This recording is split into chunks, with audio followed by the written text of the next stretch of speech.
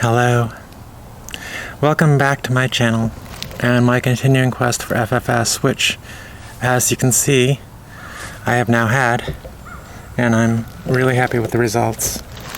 The forehead, I think, is amazing. It's more than I even hoped for.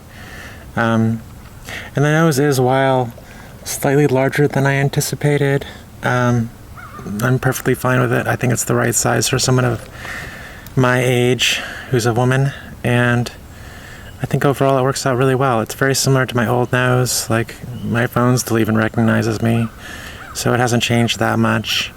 And I think if you go too much narrower, like too much less projection, then it starts to look, or too much turned up, then it starts to look very fake. Especially for a woman who, I'm 48. Maybe if I was in my 20s, it would be a different story, but I am not in my 20s, so I'm just overjoyed. It's finally happened. It's been years in the making. Overall, it's gone pretty well. I'm feeling better now. I just have a little bit of a headache. I'm still taking some pain medication for that, and there's some numbness up here, but it's not completely numb, and that will get better with time, especially up through here. That's all very numb. With the forehead, there was a bunch of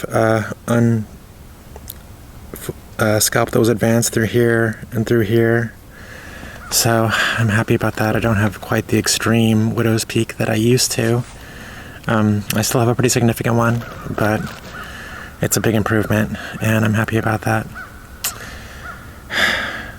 Go back and see some of my other videos from recovery, but basically I can tell you, like, the first couple days I was super nauseous, probably mostly from the anesthesia, and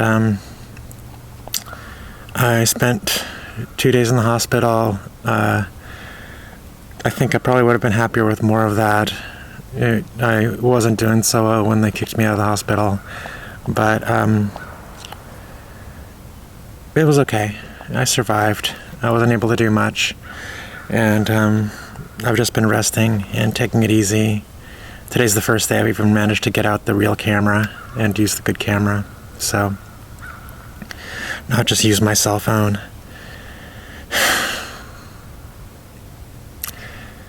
On Monday, I have vocal feminization surgery planned. It's scheduled, so I'll be doing that Monday morning, and I'm very excited about that. I won't be able to do video updates from that because I won't be able to talk after that so easily, unless I want to just sit in front of the camera and use my voice synthesizer, which I might do. We'll see. That might be kind of weird, but it might be kind of fun too.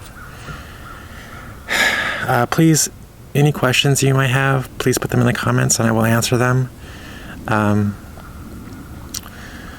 Overall, the most difficult part of all of this was dealing with my insurance company, as I had to file an appeal and get letters from all of my therapists and jump through a lot of procedural hoops to get this done.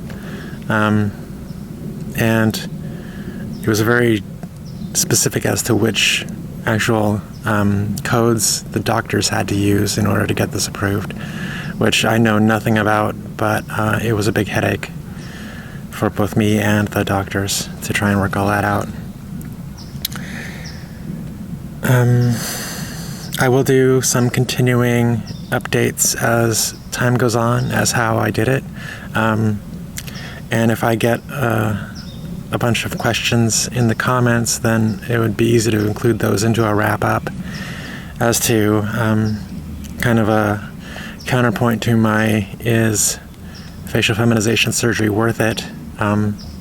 Currently almost no one has seen this outside of the doctors and the people at the drugstore, so I think as I go through life with my new face, there'll be more things to talk about, and I'll get to that eventually.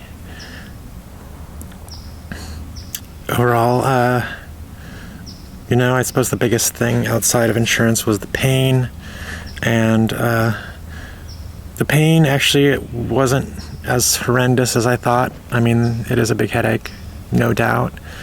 But compared to having genital reconstruction surgery, sexual reassignment surgery, it was minor in comparison to that. But I think it's difficult to find a surgery as painful as that, where your genitalia, the most sensitive part of your body, is dissected and reconstructed, as well as cutting a big hole in your abdomen. I mean, not your abdomen, but your perineum. So I hope this is helpful, and if I can be of any further help, I'd love to. This has been really helpful for me in terms of healing some of my own internalized transphobia. It's been helpful in helping me love myself more, and also loving the person I was in the past more, which sounds odd, but it's true. Anyway, I think that about wraps it up. I'm sending you unlimited, unconditional love. May you feel that love. May you spread it to others. May you be at peace. May you be enlightened. Aloha.